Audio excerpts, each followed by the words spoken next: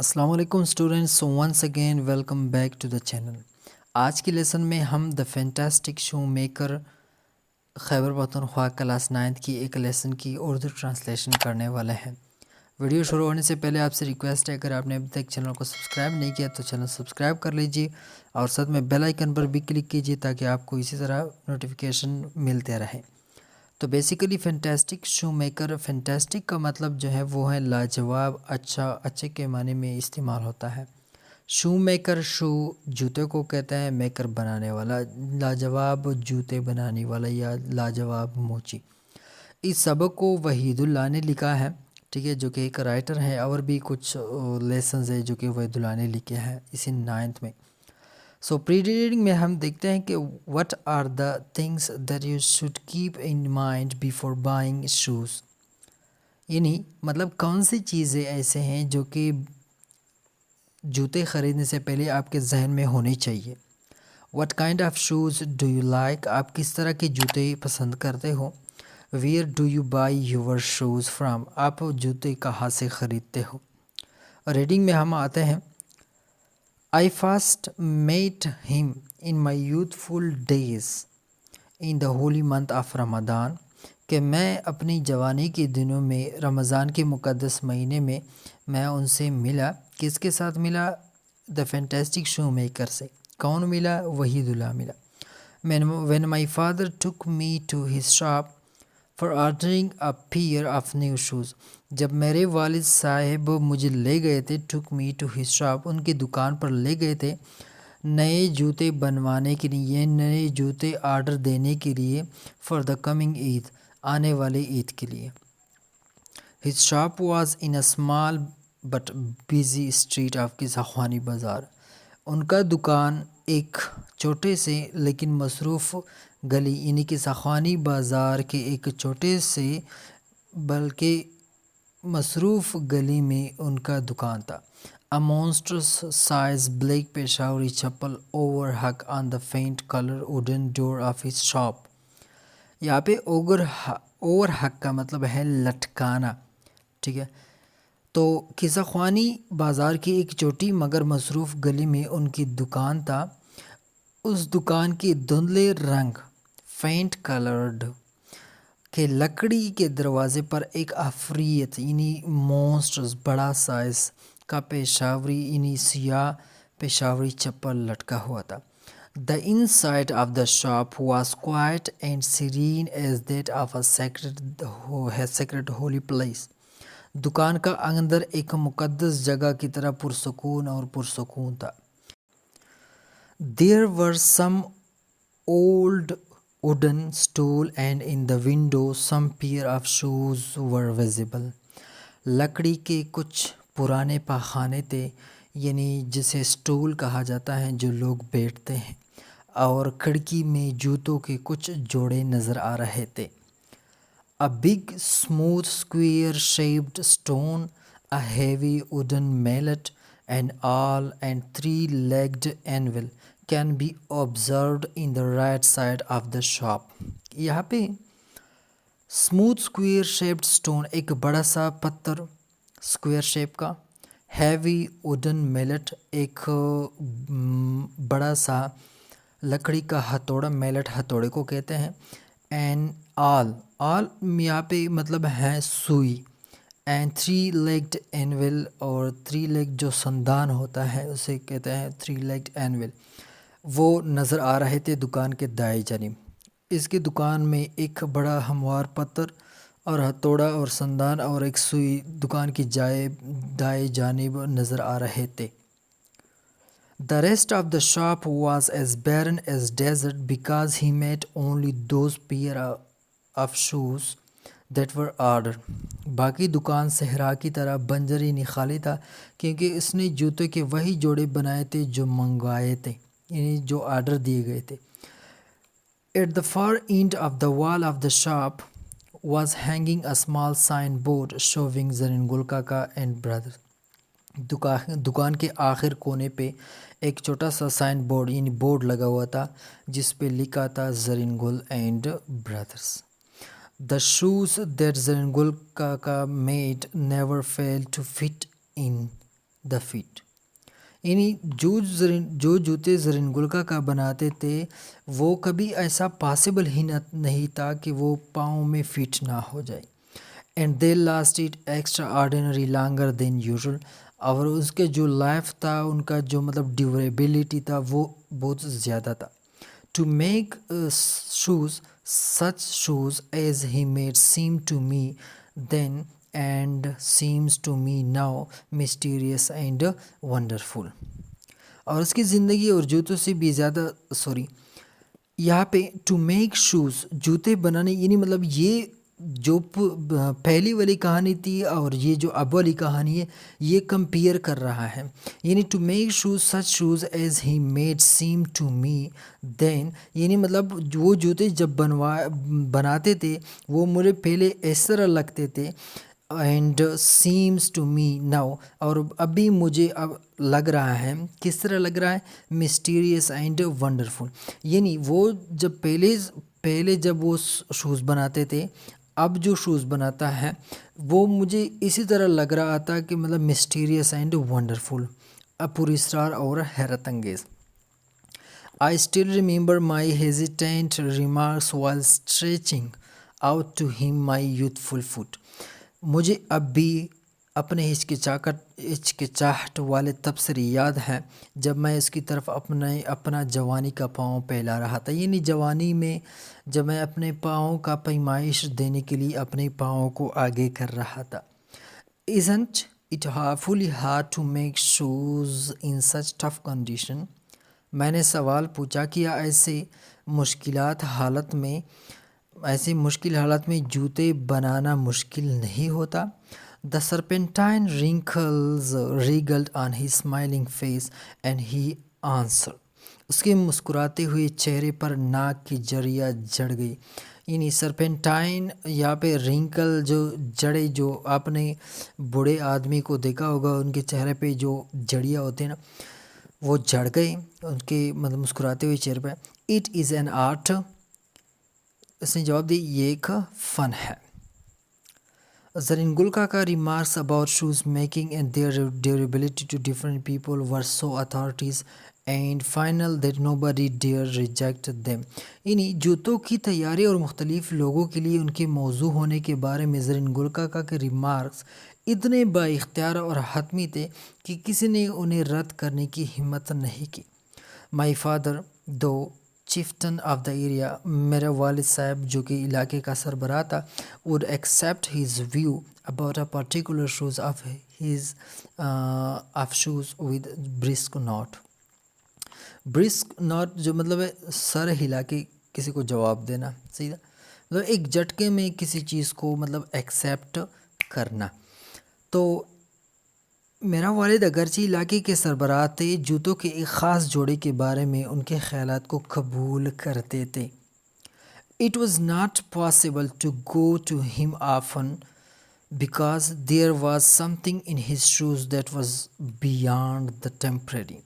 یعنی it was not possible to go to ہم اکثر ان کے پاس جانا ممکن نہیں تھا. یعنی ضرورت ہی نہیں تھا کیونکہ ان کے جو جوتے تھے وہ اس طرح وہ بناتے تھے کہ ان میں عارضی سی چیزوں سے بہت دور تھے. یہاں پہ اردو ٹرانسلیشن میں شاید ہو سکتا ہے تھوڑا مسئلہ ہو لیکن یہاں پہ بی یانڈ کا مطلب ہے دور. صحیح ہے. ٹیمپریری مینس عارضی یعنی وہ کام بہت اچھے طریقے سے کرتے تھے. یعنی ان کے جو جوتے تھے وہ ریپیئر کرنے کی ضرورت ہی نہیں پڑتی تھی. It would not be wrong to say یہ غلط نہیں ہوگا کہ اگر ہم کہیں that durability was stitched into them. Stitch means سلائی کہ ان میں پائیداری صلاحی ہوئی تھی. I cannot forget that day on which I had to say to him. میں وہ دن نہیں بھول سکتا تھا جس دن مجھے ان سے کہنا پڑا. زرین گلکا کا my last pair of shoes makes a creaking sound کہ میرے جوتے کے آخری جوڑے میں کھڑکتی ہوئی آواز آتی ہے. کریکنگ ساؤنڈ کھڑکتی ہوئی آواز. آپ لوگوں کو اندازہ ہوگا کہ جب جوتے وغیرہ خراب ہو جاتے ہیں تو ان سے ایک آواز نکلتی ہے جو کریکنگ ساؤنڈ کہتے ہیں. تم جانتے ہو. He looked at me with strange looks as if expecting me to withdraw the statement, and then said, "It shouldn't have creaked." उसने मुझे तजस्सुस और अजीब सी नज़रों से देखा, जैसे मुझसे बयान वापस लेने की तवक्को कर रहा हो, और फिर बोला, "उसे नहीं होना चाहिए था।" यानी ज़रनगुल ने बोला कि साउंड नहीं निकलना चाहिए था। "इट डिड", मैंने कहा, "इट डिड", ये हो गया। "आई एम अफ्रेड", मुझे डर लगता है। "आई सेड विथ क्वियरिंग ट्यून", मैंने लरजते हुए लहजे में कहा। At that he lowered his आई, और इस पर उसने अपने आंखों को नीचे कर दिए। As if hunting for the memory of those pair of shoes, जैसे जूतों की उन जोड़ों की याद का शिकार हो। यानी वो सोच रहा है कि ये जूते क्यों ये इस तरह कर रहा है और ये क्यों ख़राब हो गए, या मैंने मतलब इसको कब बनवाए थे, किस तरह बनवाए थे। I really felt sorry that I mention this pity thing, मुझे वाकई अफसोस हुआ कि मैंने इस छोटी सी बात का जिक्र किया। विच looked to him so serious and grave, जो उसे बहुत संजीदा और संगीन लग रही थी। सेंड देम बैक, ज़रनगुल ने कहा, सेंड देम बैक, उसे वापस भेज दो।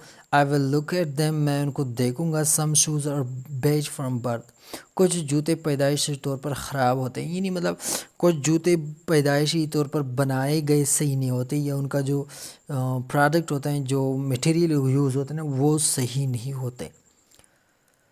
If I can do nothing with them, अगर मैंने उनका कुछ भी नहीं किया, I will give back the amount you paid for them, फिर मैं आपको वो रकम वापस कर दूंगा जो आपने पे किए थे, दिए थे। Then I went abroad to pursue my higher education studies and career, फिर अपने करियर और आला तालीम हसूल के लिए मैं बाहर चला गया। अब्रॉड मीन्स बाहर चलना, परसू मीन्स हासिल करना। And couldn't have the opportunity to meet ज़रनगुल काका, और ज़रनगुल काका से मिलने का मौका नहीं मिला। The fantastic shoe maker for several year, शानदार जूते बनाने वाले के साथ कुछ सालों के लिए। After several years I return to Peshawar, कुछ सालों बाद मैं पेशावर वापस आया।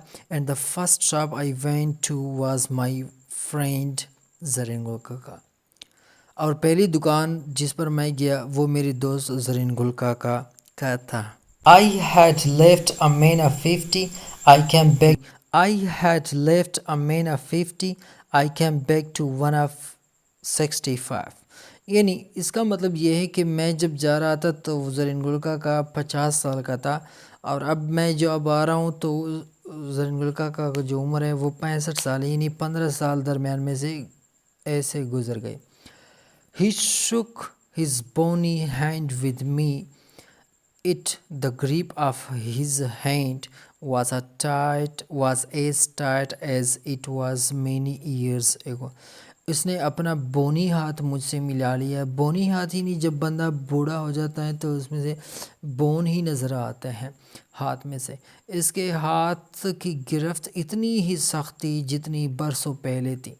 At first he didn't know मी, पहले मर्तबा उसने मुझे नहीं जाना। But when I got my self introduce, जब मैंने अपनी तारुफ करवाई, his ब्रूडिड I sparkled with smile, तो उसकी दिलफरेब आंखें खामोशी से चमक उठें। Do you want any shoes, क्या आपको कोई जूते चाहिए? ही आस्क्ड, उसने पूछा। I can make them quickly because I have plenty of free time, मैं उन्हें जल्दी बना सकता हूँ क्योंकि मेरे पास काफ़ी वक्त है। Plenty of free time, plenty means बहुत वक्त, बहुत। Then he looked at my branded shoes and said, "Those are not my shoes." फिर उसने मेरे ब्रांडेड जूते की तरफ देखा और कहा, ये मेरे जूते नहीं हैं। His tone was not one of anger or of sorrow, not even of contempt, but there was in it something quiet that froze my blood. इसके लहजे में गुस्सा या गम नहीं था, हकारत भी नहीं थी, लेकिन इसमें कुछ खामोशी थी जिसने मेरे खून को जमा दिया था। He put His hand down and pressed a finger on the place where my left shoes was not quite comfortable. उसने अपना हाथ नीचे रखा और इस जगह पर एक उंगली दबाई जहां मेरे बाएं जूते बिल्कुल आरामदायक नहीं थे. It hurts you dear, he said. Do the big shoemaking companies have no self-respect? یہ تمہیں یہاں تکلیف دے رہی ہے. اس نے کہا کہ یہ جوتے بنانے والے بڑے کمپنیوں میں عزت نفس نہیں ہوتی. And then he spoke bitterly against the big multinationals that have extended tentacles to the shoemaking trade. اور وہ کڑوے لہجے میں ان کی ملکی کمپنیوں انٹرنیشنل کمپنیوں کے بارے میں بولنے لگا جنہوں نے جوتا سازی کی صنعت میں اپنے پنجے گاڑ دیے تھے. یعنی اس کا مطلب یہ ہے، اس نے کہا کہ جو برانڈڈ ہے یا جو ملٹی نیشنل کمپنیز ہے وہ مطلب پروڈکٹ پہ یعنی کام صحیح نہیں کرتے. صحیح آگے ہم دیکھیں گے، سمجھ میں آ جائے گی. He told me how this company had hired the craftsmen of shoemaking trade. These big firms use their hands, not their brain experience. اس نے مجھے بتایا کہ ان کمپنیوں نے کس طرح جوتا سازی کی صنعت سے وابستہ کاریگر ملازم رکھ لیے ہیں. یہ بڑے کمپنیاں ان کے ہاتھ استعمال کرتی ہیں، ان کے دماغ اور تجربے کو استعمال نہیں کرتے. I asked Zarengalkaka why he didn't join these big firms if his trade was not doing well. میں نے زرنگلکاکا سے پوچھا کہ اس نے ان کمپنیوں میں شمولیت اختیار کیوں نہیں کی جبکہ اس کا کاروبار بھی اچھا نہیں چل رہا. His reply was crisp and blunt. I am an artist, not a machine, who will blindly follow their irrational and stupid dictation.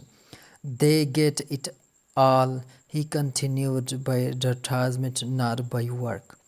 تو زرنگلکاکا نے یہاں پہ زبردست جواب دیا ایک طرح کا. اس کا جواب اس کا جواب یعنی دو ٹوک میں اس نے جواب دیا. میں ایک فنکار ہوں، مشین نہیں ہوں کہ ان کی غیر معقول اور بیوقوفانہ ہدایات کی آنکھ بند کر کے پیروی کروں. وہ یہ سب حاصل کرتے ہیں. اس نے بات جاری رکھی. اشتہارات کے ذریعے، نہ کام کے ذریعے. یعنی اس کا مطلب یہ ہے کہ ملٹی نیشنل کمپنی جو ہیں وہ اشتہارات پہ زیادہ فوکس کرتے ہیں اور کام پہ زیادہ فوکس نہیں کرتے. They took it away from us and we have no work.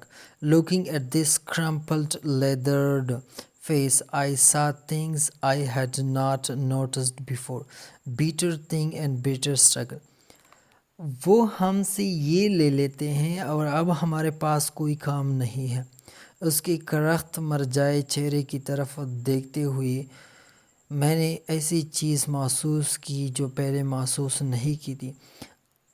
اندوہناک چیزیں اور اندوہناک محنت. Better struggle, better thing. یعنی اس کا مطلب یہ ہے کہ زرنگلکاکا نے کہا کہ ان ملٹی نیشنل کمپنیز جو ہیں اس نے ہمارا کام چھین لیا، جو کہ اصل میں کام بھی نہیں کرتے بلکہ مارکیٹنگ پہ، ایڈورٹائزمنٹ پہ زیادہ فوکس کرتے ہیں.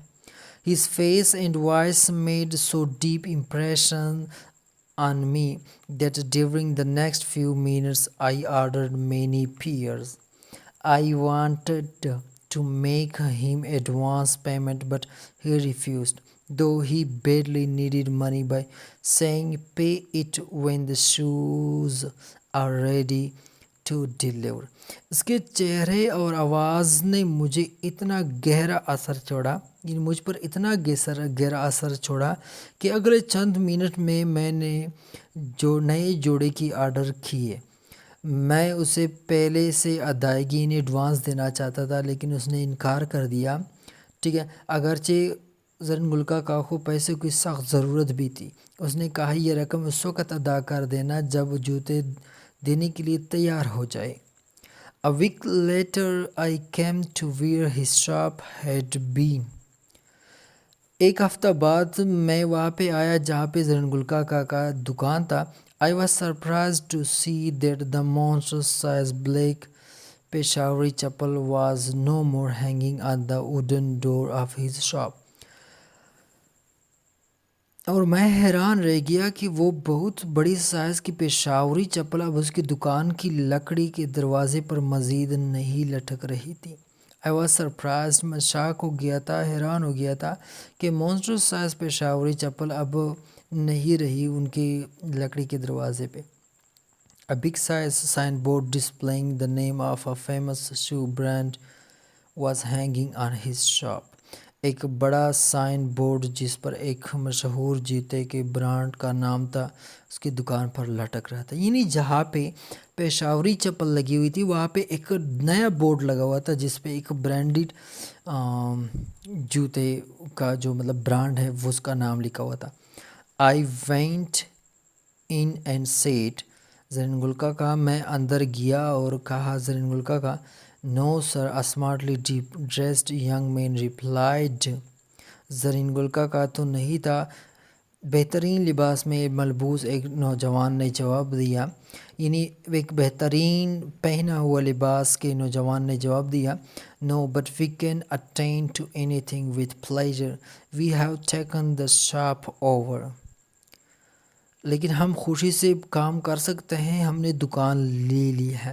یعنی وہاں زرین گل کاکا کی جگہ ایک اور نوجوان کھڑا ہوا تھا جو کہ خوبصورت لباس میں ملبوس تھا. Yes, I said, but where is زرین گل کاکا؟ میں نے کہا اچھا میں نے کہا زرین گل کاکا کہاں ہے؟ Oh, he answered, dead. اس نے جواب دیا وہ وفات پا گیا. Dead. But I have to receive the shoes that I ordered last week. وفات پا گیا لیکن میں نے وہ جوتے لینے تھے جن کا پچھلے ہفتے آرڈر دیا تھا. He said, poor old man starved himself. Slow starvation, the doctor called it. He never gave himself time to eat, never had a penny in the house. All he went in rent and leather. یہاں پہ starvation کا مطلب ہے بھوک. اس غریب بوڑھے آدمی نے فاقوں سے اپنے آپ کو ختم کر دیا. ڈاکٹر نے کہا یہ غذائی کمی کی بیماری ہے. اس نے اپنے لیے کبھی کھانے کا وقت نہیں نکالا. اس کے گھر میں 1 پیسہ بھی نہیں تھا. سب سرمایہ کرایہ اور چمڑے پر خرچ ہو گیا. As I was coming back with heavy heart, the words of Zareen Gul Kaka, the fantastic shoemaker, was tinkling in my mind. Do the big shoe companies have no self-respect? جب میں بوجھل دل کے ساتھ واپس آ رہا تھا تو شاندار جوتے بنانے والے زرین گل کاکا کے الفاظ میرے ذہن میں بج رہے تھے. کیا جوتے بنانے والے بڑے کمپنی کی کوئی عزت نفس نہیں ہوتی؟ تو یہ تھی دا فینٹاسٹک شو میکر کی ٹرانسلیشن. امید ہے کہ آپ لوگوں نے کچھ نہ کچھ سیکھا ہوگا. تو ابھی تک اگر آپ نے چینل کو سبسکرائب نہیں کیا تو چینل سبسکرائب کر لیجیے اور ساتھ میں بیل آئیکن پر بھی کلک کیجیے تاکہ آپ کو اسی طرح ویڈیوز ملتے رہیں. اور دوسری بات یہ آپ کو جو بھی مسئلہ ہے آپ کمنٹ میں آپ پوچھ سکتے ہیں.